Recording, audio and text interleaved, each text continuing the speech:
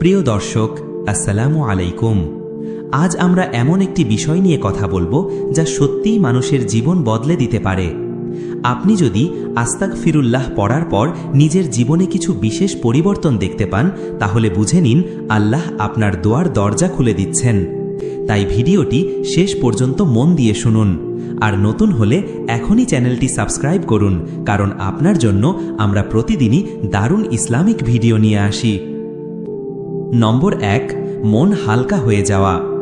অনেক সময় আমরা দুশ্চিন্তায় ভুগি, মনে চাপ, টেনশন, অস্থিরতা। কিন্তু যখন আপনি বারবার আস্তাগফিরুল্লাহ বলতে শুরু করেন, হঠাৎ অনুভব করবেন মনের ভেতর এক ধরনের হালকা ভাব তৈরি হচ্ছে। এটা কোনো কাকতালীয় ব্যাপার না।